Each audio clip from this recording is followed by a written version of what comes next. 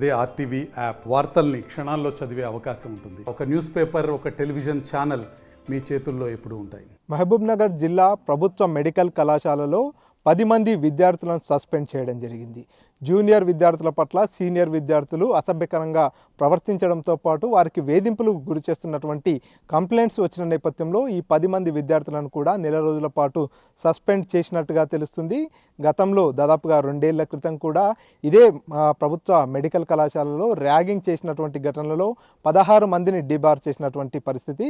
ఈ నేపథ్యంలోనే అప్పటి నుంచి ఈ కళాశాలలో ర్యాగింగ్ భూతం ఉండకుండా ఉండేందుకు యాంటీ ర్యాగింగ్ కమిటీని కూడా ఏర్పాటు చేయడం జరిగింది. ఎప్పటికప్పుడు పర్యవేక్షిస్తున్నాం, జూనియర్లపై ర్యాగింగ్ కానీ ఇతరత్ర ఒత్తిళ్లు రాకుండా పూర్తిగా అన్ని రకాల చర్యలు చేపడుతున్నాం అంటూ కూడా కళాశాలకు సంబంధించినటువంటి సిబ్బంది చెప్పుకొస్తున్నారు. కానీ క్షేత్రస్థాయిలో చూసుకున్నట్టయితే జూనియర్ విద్యార్థులు ఎవరైతే ఉన్నారో వారందరి పట్ల కూడా ఈ రకమైనటువంటి ఒత్తిళ్లు కావచ్చు, ఈ రకమైనటువంటి ఇబ్బందులు అయితే తలెత్తుతున్నటువంటి పరిస్థితి. ప్రస్తుతం మనం మహబూబ్నగర్ మెడికల్ కళాశాల వద్దనే ఉన్నాము. సో ఇక్కడ పూర్తిగా ఏదైతే జూనియర్ మొదటి సంవత్సరం చదువుతున్నటువంటి విద్యార్థులను, 2వ సంవత్సరం చదువుతున్నటువంటి విద్యార్థులు ఎవరైతే ఉన్నారో వారంతా కూడా రకరకాల ఇబ్బందులకు గురి చేయడం, రకరకాల ఒత్తిళ్లకు చేస్తున్నటువంటి నేపథ్యంలో ఇవన్నీ కూడా ఏదైతే కళాశాల కమిటీ దృష్టికి వెళ్ళినటువంటి పరిస్థితి. వారంతా కూడా తమ చేత రికార్డులు రాయించడం కావచ్చు, తినే సమయంలో కావచ్చు, ఇతర సమయాల్లో రకరకాల ఇబ్బందులకు గురి చేయడము, అదేవిధంగా అసభ్య పదజాలంతో దూషించడం లాంటివి కూడా చేస్తున్నట్టుగా పూర్తిగా కమిటీకి వీరంతా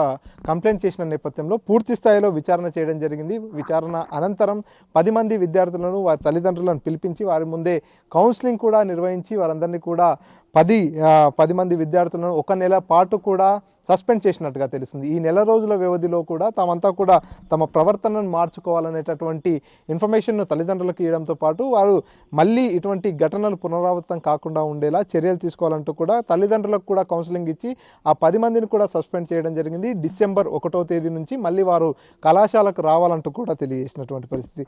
సో మొత్తానికి ఏదైతే ప్రభుత్వ మెడికల్ కళాశాలలో ఇటువంటి ఘటన జరగడం అనేది పూర్తిగా కలకలం రేపుతున్నటువంటి పరిస్థితి. ఎందుకంటే 2 ఏళ్ల క్రితం కూడా ర్యాగింగ్ భూతం ఈ కళాశాలలో ఉన్నటువంటి పరిస్థితి. కాబట్టి ఆ ర్యాగింగ్ భూతాన్ని తరిమి కొట్టేందుకే యాంటీ ర్యాగింగ్ కమిటీని కూడా ఏర్పాటు చేసినప్పటికీ సీనియర్లు అనేది జూనియర్లపై వేధింపులకు గురి చేస్తున్నటువంటి ఘటన ఆలస్యంగా వెలుగులోకి వచ్చినటువంటి పరిస్థితి. దీనిపై పూర్తిగా కళాశాలకు సంబంధించినటువంటి డైరెక్టర్ రమేష్ కూడా రెస్పాండ్ కావడం జరిగింది.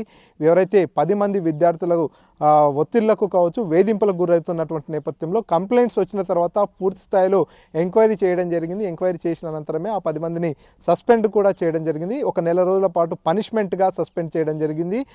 పూర్తిగా రానున్న రోజుల్లో ఇంకెవరు కూడా ఇటువంటి చర్యలకు పాల్పడకుండా ఉండేందుకు, ర్యాగింగ్ భూతం లాంటిది ఈ కళాశాలలో ఎట్టి పరిస్థితుల్లో ఉండకుండా చేసేందుకే ఇటువంటి చర్యలు తీసుకున్నట్టుగా రమేష్ కూడా తెలియజేస్తున్నటువంటి పరిస్థితి.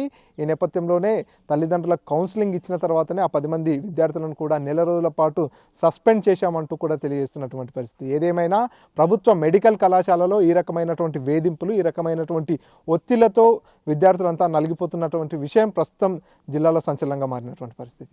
కెమెరా పర్సన్ నర్సింగ్ రెడ్డితో మణికంఠ, ఆర్టీవీ, మహబూబ్నగర్ నుంచి. మరిన్ని వీడియోస్ కోసం ఛానల్ ని సబ్స్క్రైబ్ చేయండి, లేటెస్ట్ అప్డేట్స్ కోసం వాట్సాప్ ఛానల్ ని ఫాలో చేయండి అండ్ లింక్ డిస్క్రిప్షన్ లో ఉంది.